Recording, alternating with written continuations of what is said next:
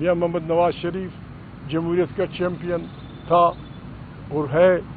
Vote کو عزت تو پیپلز پارٹی روٹی کپڑا اور مکان جس کی آئین کی تخلیق میں ان کے لیڈر کا بڑا حصہ تھا. ولی خان کی پارٹی، مولانا مفتی محمود کی پارٹی، جمعیت علماء پاکستان، دوسرے یہ سب مل کر خود اس آئین کا حلیہ بگاڑ رہے ہیں جو ہمارا متفقہ آئین ہے. اور ہمارا آئین یہ کہتا ہے کہ جو آدمی آئین کو چھیڑے گا، اسے چھیڑخانی کرے گا، اس کو معطل کرے گا، اس کو فلانا کرے گا، وہ کیپٹل پنشمنٹ کا سزاوار. لیکن بڑی ڈٹائی سے یہ کام ہو رہا ہے. عمران خان سے ہزار اختلاف سے کوئی اس کو اچھا آدمی چاہے برا آدمی سمجھے، لیکن یہ بات طے ہے کہ عمران خان کی پارٹی نے گزشتہ انتخابات جیت لیے تھے. یہ حکومت جس انداز میں آئین کی دھجیاں بکھیر رہی ہے، جس انداز میں جوڈیشری کو بے دست و پاک کیا گیا ہے، جس انداز میں پریس پہ بندشیں لگائی جا رہی ہیں، اور جس انداز میں عمران خان کی پارٹی کی سیٹیں جو ملک کی سب سے بڑی عدالت نے انہیں دی تھی ان سے واپس لی گئیں اور بالکل بندربان کی طرح سیاسی پارٹیوں کے حوالے کی جا رہی ہیں. ایک ایسی خطرناک حکومت جو پاکستان کو ڈبونے جا رہی ہے، آئین کو درخور اتنا نہیں سمجھتی، پارلیمنٹ کو درخور اتنا نہیں سمجھتی، لوگوں کے ووٹ کا مذاق اڑا رہی ہے. ہماری یہ سوچ ہے، میری ذاتی بھی یہ سوچ ہے، ہم ساتھی کی یہ سوچ ہے کہ اگر پاکستان کے وہ تمام لوگ جو آئین اور قانون کی بالادستی پہ یقین رکھتے ہیں اور جو یہ کہتے ہیں کہ پاکستان ایک رضاکارانہ فیڈریشن ہے، اس میں کوئی کسی کا غلام یا کوئی کسی کا آقا نہیں، یہاں رہنے والے لوگ اپنے تاریخی مادر وطن پہ ہزاروں سال سے رہ رہے ہیں، اپنی مرضی سے انہوں نے پاکستان کی تشکیل کی تھی.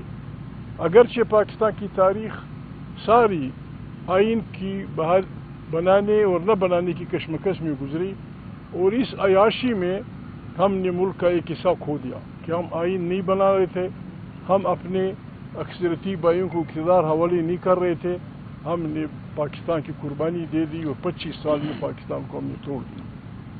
بڑی مشکل سے 73 کا آئین بنا جس پہ تقریباً پاکستان کے تمام اکابرین کے دستخط ہیں، چاہے وہ لیفٹ کے ہوں چاہے وہ رائٹ کے ہوں. ذوالفقار علی بھٹو کے ساتھ ان کی سیاسی رویوں سے اختلاف کیا جا سکتا ہے، انہوں نے کیا کیا اپوزیشن کے ساتھ یا ان کا رویہ کیا تھا، لیکن ایک بات طے ہے کہ ذوالفقار علی بھٹو کو تاریخ نے یہ موقع دیا کہ انہوں نے پاکستان کو ایک آئین مہیا کیا، 73 کا آئین جو متفق آئین تھا، جس پہ پشتون، بلوچ، سندھی، سرائکی تمام لوگ متفق تھے اور بڑی خوشیاں منائی گئی تھی. لیکن اس آئین کو بھی لوگ برداشت نہیں کر رہے. اب وہی لوگ، میاں محمد نواز شریف جمہوریت کا چیمپئن تھا اور ہے.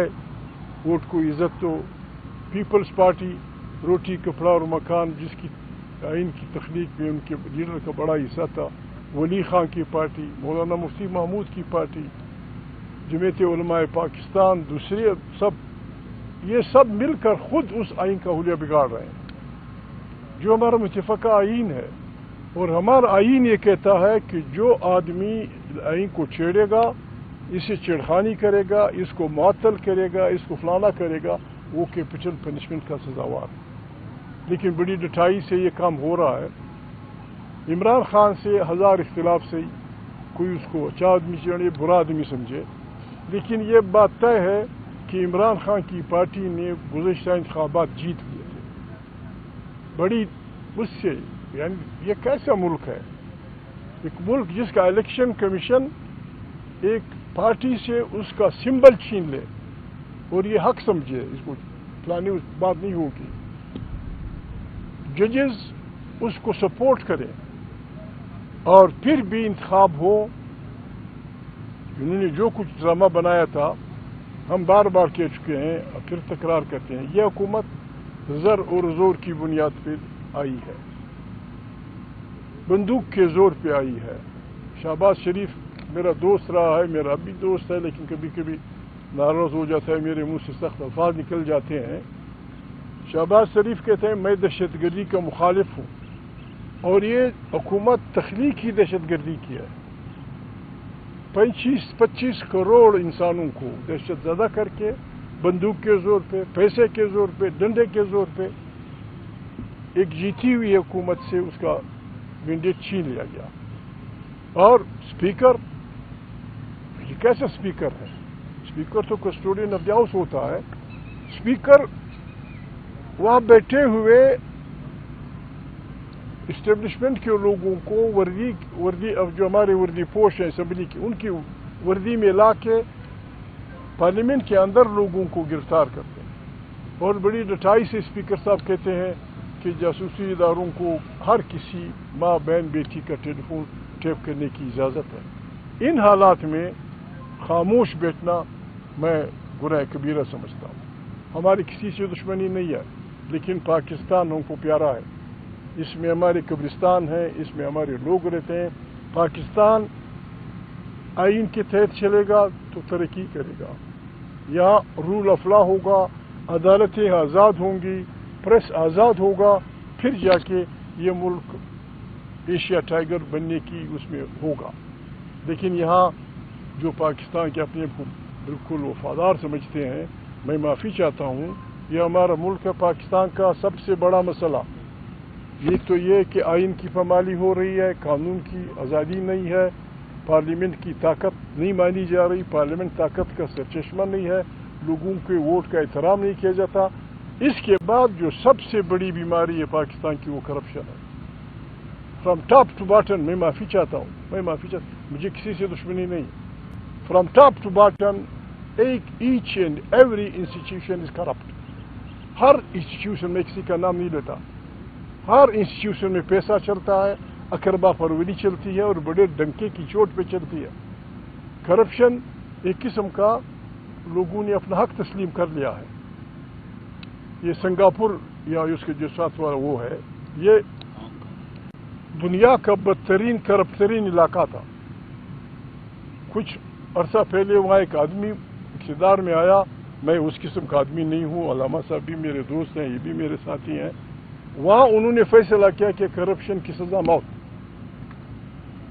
میں یہ نہیں کہتا کہ اس کی سزا موت ہو، لیکن کم سے کم کوئی ایسی ہونی چاہیے۔ یہ جو اسلام آباد میں آپ بلڈنگیں دیکھ رہے ہیں، اسلام آباد میں یہ سارے ہمارے اپنی سرکاری ملازمین کی ہیں۔ ہمیں گلہ ہے دنیا کی ڈیموکریٹک قوتوں سے، امریکہ سمیت۔ وہ کہتے ہیں ہم جمہور کے لوگ ہیں۔